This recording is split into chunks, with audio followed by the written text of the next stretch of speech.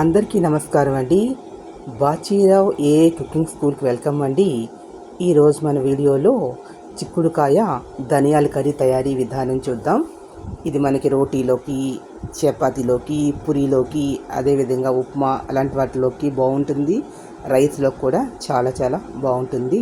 ఇది ఆరోగ్యానికి మంచిది, మంచి ప్రోటీన్ ఫుడ్ అండి. ఇది పీచు పదార్థం కూడా ఇందులో ఉంది. చిక్కుడుకాయలు మనం బజార్లో చిక్కుడుకాయలు తెచ్చుకుంటాం కదా, గోరు చిక్కుళ్ళు అంటారు. రకరకాల చిక్కుడు వెరైటీస్ ఉంటాయి. ఏవి చిక్కుడినా సరే మనం చిక్కుడుకాయలు తీసుకుని తొక్క మనం ఒలిచేసి ఆ గింజలు తీసుకుని పక్కన పెట్టుకోండి. కొంతమంది తొక్కలతో కూడా వేస్తారు. తొక్కలు తీసేస్తే బాగుంటుంది. అది పీచుగా అలా కూడా అలా తొక్కలు కూడా వేసుకోవచ్చు, ఇలా గింజలు కూడా చేసుకోవచ్చు.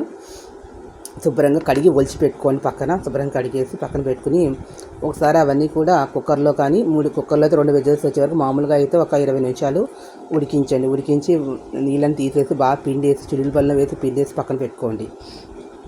పెట్టుకున్న తర్వాత మనకి స్టవ్ మీద మూకుడు పెట్టుకుని ఆ మూకుడులో కొద్దిగా ఒక 4-5 స్పూన్ల నూనె వేసుకోండి.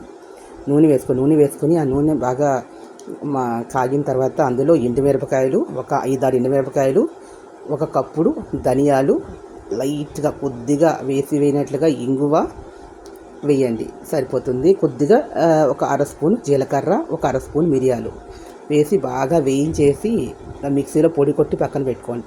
మళ్ళీ స్టవ్ మీద మూకుడు పెట్టి, వెల్లుల్లిపాయ వేస్తే బాగోదు, వేయకండి. స్టవ్ మీద మూకుడు పెట్టుకుని అందులో నూనె పోసుకొని నాకు 4-5 స్పూన్లు అందులో కొద్దిగా మనం ఏంటంటే ఈ వేయించిన చిక్కుడుకాయలు ముందరే ఒలిచిపెట్టినటువంటి గింజలతో కూడినటువంటి ఆ చిక్కుడుకాయలు ఉంటాయి కదండి, పొట్టు, ఆ చిక్కుడుకాయలు ఉడకపెట్టిన నీరు బాగా పిండేసి అందులో వేసేయండి. వేసేసిన తర్వాత ఒక 10 నిమిషాలు ఉంచిన తర్వాత బాగా అది ఉడుకుతుంది. నూనెతో బాగా 10-15 నిమిషాలు మూత పెట్టేసేయండి. 10-15 నిమిషాలు ఉడికిన తర్వాత ఇప్పుడు మనం కొట్టిపెట్టినటువంటి పౌడర్ అందులో వేసేసి అందులోనే తగినంత కొద్దిగా పసుపు, ఉప్పు కూడా వేసి బాగా కలిపి మళ్ళీ కొద్దిగా లైట్ నూనె వేసుకున్న తర్వాత ఉడికించుకోండి. పౌడర్ వేసిన తర్వాత కూడా 1/4 గంట ఉడికించండి. రెడీ అయిపోతున్న తర్వాత దించే ముందర కొత్తిమీర జల్లి దించుకున్నట్లయితే రుచికరమైనటువంటి, దీంతో ఇష్టమైన వాళ్ళు దింపేసిన తర్వాత నిమ్మరసం వేసుకోండి. చింతపండు పులుసు అదేం వేయని అవసరం లేదు. కొద్దిగా వాటర్ మాత్రం తగినంత ఒక 1/2 కప్ నూనె వాటర్ వేసుకుని ఉడికించుకోండి. నూనెతో ఫుల్గా కాకుండా కొద్దిగా ఇలా రుచికరమైనది తయారవుతుంది. ఈ వీడియో మీకు నచ్చినట్లయితే please subscribe my channel. Thank you to all.